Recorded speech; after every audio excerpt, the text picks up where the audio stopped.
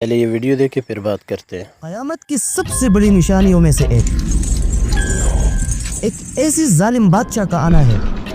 جو ماؤں کی پیٹ چیر کر ان کے اندر موجود بچے کو قتل کروائے گا، اور وہ ظالم بادشاہ سفیانی سیریا کی کیپٹل دمیسکس سے نکلے گا اور اس کا تعلق بنو امیہ خاندان سے ہوگا۔ سفیانی کی سب سے بڑی اور مین طاقت ایک ہی خاندان ہوگی، بنو کلب، اور یہ وہی خاندان ہے جو کبھی سیریا میں بنو امیہ کے گورنر معاویہ بن ابی سفیان کی طاقت ہوا کرتا تھا۔ شیعوں کے امام صادق کہتے ہیں کہ ہم بنو ہاشم اور بنو امیہ ہمیشہ سے لڑتے آئے ہیں۔ ابو سفیان حضرت محمد صلی اللہ علیہ وسلم سے لڑا، معاویہ علی سے، یزید حسین سے، اور سب سے آخر میں امام مہدی کے ساتھ سفیانی لڑے گا۔ جب سیریا شام کے حالات خراب ہو جائیں گے اور وہاں کے سارے لوگ آپس میں لڑنے لگ جائیں گے تو لوگوں کی اسی لڑنے جھگڑنے کی وجہ سے سیریا میں نہ کوئی دن کو کام کر سکے گا اور نہ ہی رات کو کوئی چین کی نیند سو سکے گا، اور سیریا کے لوگ اپنی بھوک مٹانے کے لیے کھانے کے ایک نوالے کو ترسیں گے۔ تو تب اسی سخت حالات میں سیریا کے کیپٹل ڈمیسکس کے پاس ہی ایک گاؤں میں ایک شخص اپنی نیکی اور انصاف کی وجہ سے سارے لوگوں کے درمیان بہت ہی زیادہ مشہور ہو جائے گا، اور آہستہ آہستہ لوگ اس کے پاس جمع ہونا شروع ہو جائیں گے۔ اور جب اس شخص کے بارے میں سیریا کے سب سے طاقتور اور پاورفل خاندان بنو کلب کو پتہ لگ جائے گا تو بنو کلب کے لوگ یہ سمجھیں گے کہ یہی وہ شخص ہے جو ہمارے ملک سیریا کے حالات کو ٹھیک کر سکتا ہے اور یہاں کے جھگڑوں کو فلی ختم کر سکتا ہے۔ اس لیے یہی بنو کلب قبیلہ اپنی فل طاقت کے ساتھ اس شخص کو سپورٹ کرنے لگ جائیں گے۔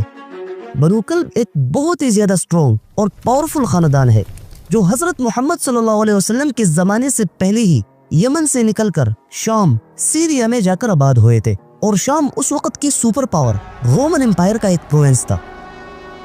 اور اس قبیلے کی سب سے خاص بات یہ ہے کہ اس قبیلے بنو کلب کی طاقت ہمیشہ ان کے پاس ہوتی ہے جو بادشاہت اور کرسی کے قریب ہوتا ہے۔ جیسا کہ اگر دیکھا جائے کہ جب بنو کلب رومن امپائر کے اندر شام میں رہتے تھے تو وہ اپنے فل طاقت کے ساتھ رومنز کو ہمیشہ سپورٹ کرتے تھے۔ ہاں، ان میں سے کچھ لوگ ضرور مسلمان ہوئے تھے، لیکن زیادہ تر یہ خاندان حضرت محمد صلی اللہ علیہ وسلم اور مسلمانوں کے خلاف کافی سارے جنگوں میں شامل ہوئے تھے۔ لیکن جب مسلمانوں نے رومنز کی طاقت کو توڑ دیا اور عمر بن خطاب رضی اللہ تعالیٰ عنہ کے دور میں مسلمانوں نے رومنز کے سارے علاقوں کو فتح کر لیا، تو یہی بنو کلب قبیلہ پہلی دفعہ مسلمانوں کے اندر آیا، اور اس وقت مسلمانوں کے آرمی چیف حضرت ابو عبیدہ بن جراح رضی اللہ تعالیٰ عنہ تھے، اور حضرت عمر رضی اللہ تعالیٰ عنہ نے شام کے گورنر یزید بن ابی سفیان رضی اللہ تعالیٰ عنہ کو بنایا۔ لیکن جب شام اور اس کے آس پاس ایک بہت ہی خطرناک بیماری طاعون آیا تو اس بیماری کی وجہ سے مسلمانوں کے 25,000 سولجرز شہید ہو گئے، اور مسلمانوں کے سارے بڑے جنرلز ابو عبیدہ بن جراح، معاذ بن جبل، یزید بن ابی سفیان بھی اس وبا کی وجہ سے شہید ہو گئے۔ اب ان جنرلز کے شہید ہونے کے بعد مسلمانوں نے کوئی بھی بڑا جنرل موجود نہیں تھا جسے شام کا گورنر بنا دیا جائے،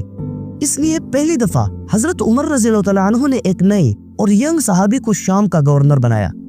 معاویہ بن ابی سفیان۔ گورنر بننے کے بعد حضرت معاویہ رضی اللہ تعالیٰ عنہ نے شام میں بنو کلب کے سب سے رچ اور طاقتور فیملی میں شادی کی، جس کی وجہ سے بنو کلب جیسے طاقتور خاندان کی سپورٹ حضرت معاویہ رضی اللہ تعالیٰ عنہ کو مل گئی، اور اسی سپورٹ کی وجہ سے حضرت معاویہ رضی اللہ تعالیٰ عنہ کی پوزیشن شام میں بہت ہی زیادہ سٹرونگ ہو گئی۔ اسی شادی سے معاویہ رضی اللہ تعالیٰ عنہ کو ایک بیٹا ہوا جس کا نام تھا یزید بن معاویہ۔ بنو کلب کے ساتھ یہی تعلق بنو امیہ نے آگے بھی جاری رکھی، مطلب بنو امیہ کے دوسرے بادشاہوں نے بھی بنو کلب کے خاندان میں ہی شادی کی، جیسے کہ عبد الملک بن مروان، ولید بن عبد الملک، اور اسی تعلق کی وجہ سے یہ دونوں قبیلے آپس میں کافی حد تک ایک دوسرے کے ساتھ مرج ہو گئے۔ اب اپنی سٹوری کی طرف آتے ہیں۔ جب اس نیک شخص کو بنو کلب کی سپورٹ مل جائے گی تو وہ آہستہ آہستہ بہت ہی زیادہ سٹرونگ ہو جائے گا، اور پھر اپنے سپورٹرز کے سامنے اپنے آپ کو بادشاہ کلیم کرے گا۔ بادشاہ بننے کے بعد وہ شخص اپنے سپورٹرز کی ایک آرمی بنائے گا،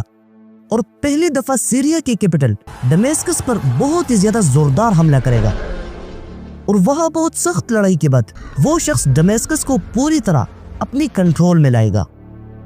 اور جب کیپٹل قبضے میں چلا جائے تو اٹ مینز کہ پورا کا پورا شام اس کے قبضے میں چلا گیا۔ سیریا پر قبضہ کرنے کے بعد اس آدمی کی پرانی ساری اچھی عادتیں ایک دم چینج ہو جائے گی، اور یہ چینج اتنی بڑی ہوگی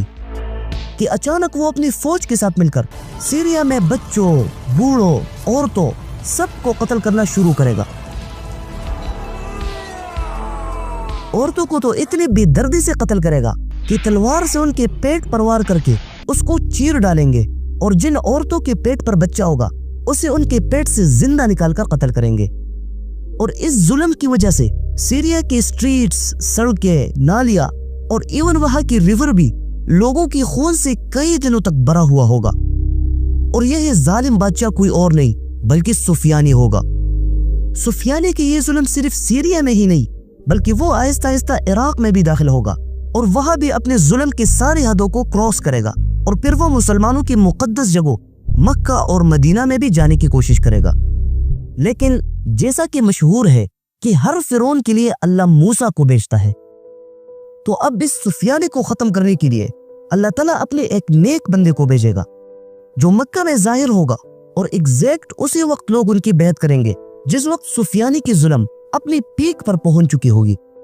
سفیانی کو جیسے ہی امام مہدی کا پتہ چلے گا تو وہ اپنی ایک فوج ان کی طرف روانہ کرے گا، لیکن امام مہدی اور ان کی خراسانی فوج انہیں بری طرح شکست دے گی۔ اپنی فوج کی اتنے آسانی سے شکست دیکھ کر سفیانی غصے سے لال ہو جائے گا، اور فوراً ایک دوسری بڑی فوج تیار کر کے خود ہی امام مہدی کے مقابلے کے لیے نکلیں گے۔ لیکن اس کی فوج جیسے ہی مکہ اور مدینہ کے درمیان بیدا کے ڈیزرٹ تک پہنچیں گے تو اللہ اسے اپنے تمام فوج کے ساتھ زمین میں دنسا دیں گے، اور ان سے صرف ایک یا دو لوگ بچیں گے جو باقی لوگوں کو ان کی سٹوری سنائیں گے۔ سفیانی کا کیریکٹر زیادہ تر ہمیں شیعہ روایات میں ملتی ہے، اور سنی بکس میں سفیانی کے بارے میں روایات نہ ہونے کے برابر ہے، اور کچھ سنی سکولرز تو سفیانی کے بارے میں حدیث کو ضعیف سے بھی کم درجے کے سمجھتے ہیں، کیونکہ وہ کہتے ہیں کہ سفیانی کا کیریکٹر بنو عباس کے دور میں مشہور ہوئی، جب بنو عباس کے پہلے بادشاہ صفاح نے بنو امیہ پر بہت ہی زیادہ ظلم کیا، اور بنو امیہ بھاگ کر اسپین چلے گئے، تو اس وقت بنو امیہ کے درمیان یہ بات بہت ہی زیادہ مشہور ہو گئی کہ ایک شخص جس کا نام سفیانی ہوگا اور وہ بنو امیہ کو بنو عباس کے ظلم سے بچائے گا۔ لیکن پھر بنو عباس نے بنو امیہ کی اسی بات کو بالکل الٹا کر دیا، اور لوگوں کے درمیان سفیانی کو ایک سیویئر، ایک بچانے والے کے بجائے ایک ظالم، بروٹل ڈکلیئر کیا، کیونکہ اس وقت دنیا میں بنو عباس کا سکہ چلتا تھا۔ اس لیے سارے لوگوں کے درمیان سفیانی ایک ظالم کیریکٹر بن گیا، جس میں بعد میں آنے والی شیعہ نے بہت ہی زیادہ چینجز کی، اور سفیانی کی ہر ایونٹ کو معاویہ اور یزید کے دور کی طرح بنا دیا۔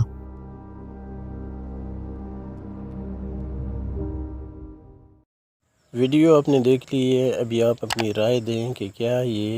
حقائق پر مبنی بنائی گئی ہے یا اپنا تعصب بیان کیا گیا ہے، کیا دلائل کے ساتھ یہ بات ثابت ہے یا من گھڑت چیزیں اس میں شامل کی گئی ہیں تاکہ اپنی نفس کو ٹھنڈا کیا جائے یا نفرت پھیلائی جائے۔ تو اہل علم حضرات اپنی رائے ضرور دیں۔ چینل پہ نئے ہیں تو سبسکرائب کریں، شیئر کریں، بیل آئیکن دبائیں تاکہ ہر آنے والی نئی ویڈیو آپ تک جلد پہنچ سکے، اور اس کو مزید اپنے دوستوں کے ساتھ شیئر کریں تاکہ کسی کی اصلاح ہو جائے۔